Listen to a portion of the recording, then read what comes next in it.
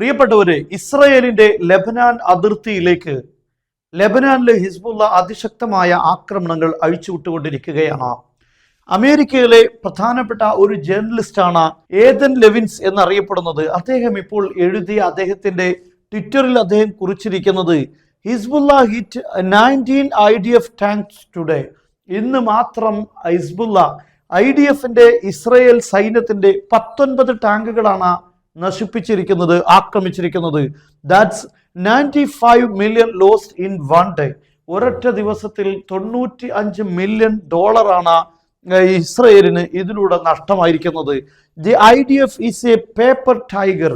IDF എന്ന് പറയുന്നത് ഒരു കടലാസ് കടുവ മാത്രമാകുന്നു എന്നാണ് അദ്ദേഹം കുറിച്ചിരിക്കുന്നത്.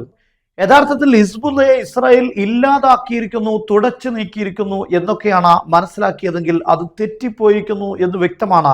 ഇതുവരെ ഇസ്രായേൽ ഹിസ്ബുള്ള ഇനി എണീറ്റ് വരാതിരിക്കാൻ വേണ്ടി അതിശക്തമായ ആക്രമണങ്ങളാണ് വെടിനിർത്തലെല്ലാം ലംഘിച്ചുകൊണ്ട് നടത്തിയിരുന്നത്. ഈ ഹിസ്ബുള്ളയുടെ മിസൈൽ സ്റ്റോറേജുകളും ആയുധപ്പുരകളും ഒക്കെ തകർത്ത് കളഞ്ഞു എന്ന് പലപ്പോഴും അവകാശപ്പെട്ടിട്ടുണ്ടെങ്കിലും ഹിസ്ബുള്ളയുടെ ആയുധ ശേഖരങ്ങളൊന്നും തൊടാൻ ഇസ്രയേലിന് ഇതുവരെ സാധിച്ചിട്ടില്ല എന്ന കാര്യം വ്യക്തമാണ്. ഇപ്പോൾ ഒരു ഭാഗത്ത് ഇറാനിൽ നിന്ന് അതിശക്തമായ ആക്രമണങ്ങൾ നടക്കുമ്പോൾ തുല്യമായ അല്ലെങ്കിൽ അതിലേറെ കടുത്ത ആക്രമണങ്ങളാണ് ഹിസ്ബുള്ള ലെബനാനിൽ നിന്ന് നടത്തിക്കൊണ്ടിരിക്കുന്നത്. യഥാർത്ഥത്തിൽ ഇസ്രയേലിന്റെ ലെബനാൻ അതിർത്തി അതിശക്തമായ രക്തരൂക്ഷിതമായ പോരാട്ടമാണ് അവിടെ നടന്നുകൊണ്ടിരിക്കുന്നത് എന്നാണ് വ്യക്തമാകുന്നത്. നോക്കൂ നിങ്ങൾ, അദ്ദേഹം ഇന്ന് ഹിസ്ബുള്ള തകർത്തിരിക്കുന്ന ഒരു ടാങ്കിന്റെ ചിത്രവും കൂടെ ഇതിൽ വെച്ചിരിക്കുകയാണ്. ഈ ടാങ്ക് യഥാർത്ഥത്തിൽ ഇനി നന്നാക്കാനൊന്നും കഴിയില്ല. ഇരുമ്പ് വിലയിൽ തൂക്കി വിൽക്കാൻ മാത്രമേ അത് സാധിക്കൂ എന്നതിൽ സംശയമില്ല. ഈ അവസാനത്തെ ഏകദേശം 2-3 ദിവസത്തിനിടയിൽ ഹിസ്ബുള്ള സമാനതകളില്ലാത്ത ആക്രമണങ്ങളാണ് നടത്തിയിരിക്കുന്നത്. ഇന്നിപ്പോൾ നടന്നിരിക്കുന്ന ആക്രമണം ഇസ്രയേലിന്റെ നഹാരിയ എന്നറിയപ്പെടുന്ന ഭാഗമാണ്. ഈ ഭാഗത്താണ് ശക്തമായ രീതിയിലുള്ള ആക്രമണങ്ങൾ നടന്നിരിക്കുന്നത്. ഇതൊരു ഇസ്രയേലിന്റെ തീരപ്രദേശമാണ്. ആളുകൾ കൂടുതലായി താമസിക്കുന്ന ഒരു ഭാഗവും കൂടെയാണ് നഹാരിയ. ഇതാണ് ഇസ്രയേലിന്റെയും ലെബനാനിന്റെയും അതിർത്തി. ഈ അതിർത്തിയോട് ചേർന്ന് നിൽക്കുന്ന ഭാഗമാണ് നഹാരിയ എന്നറിയപ്പെടുന്നത്. ഇവിടെയാണ് അതിശക്തമായ ആക്രമണം ഇന്ന് ഹിസ്ബുള്ള ലെബനാനിൽ നിന്നും നടത്തിയിരിക്കുന്നത്. യഥാർത്ഥത്തിൽ ഇറാന്റെ ഭാഗത്തു നിന്നും ശക്തമായ ആക്രമണങ്ങൾ ഇസ്രയേലിന് നേരെ ഉണ്ടായിക്കൊണ്ടിരിക്കുകയാണ്. ഇത് ഇന്ന് ഇസ്രയേലിലേക്ക് ഇറാൻ നടത്തിയ മിസൈൽ ആക്രമണത്തിൽ തകർന്നിരിക്കുന്ന കെട്ടിടങ്ങളാണ്. എന്നാൽ സമാനമായ രീതിയിൽ തന്നെയാണ് ഈ ഹിസ്ബുള്ളയുടെ ഭാഗത്തു നിന്നും ആക്രമണങ്ങൾ ഉണ്ടായിക്കൊണ്ടിരിക്കുന്നത്. ഒരു ഭാഗത്ത് ഇസ്രയേൽ ഇറാന് നേരെ ആക്രമണം നടത്തുമ്പോൾ ലെബനാനിലെ ഹിസ്ബുള്ള ഇസ്രയേലിന് വലിയൊരു തലവേദനയായി മാറിക്കൊണ്ടിരിക്കുകയാണ്. അതിനിടയിൽ നമ്മുടെ പ്രേക്ഷകരായ പല ആളുകൾക്കും ഉപകാരപ്പെടാവുന്ന ഒരു പ്രധാനപ്പെട്ട ഒരു കാര്യം ഓർമ്മപ്പെടുത്തുകയാണ്.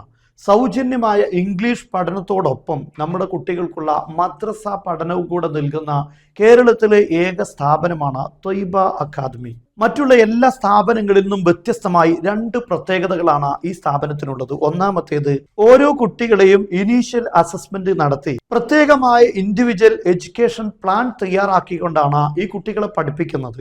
മദ്രസയിലേക്ക് തന്നെ പലപ്പോഴും എൻക്വയറി നടത്തുന്ന സമയത്ത് ചില കുട്ടികൾക്ക് ഖുർആൻ ഓതാൻ അറിയില്ല, വായിക്കാൻ അറിയുന്നില്ല, ക്ലാസ് 4ലോ 5ലോ എത്തിയിട്ടുണ്ട് എന്നൊക്കെ പരാതിപ്പെടുന്ന പല ആളുകളുണ്ട്.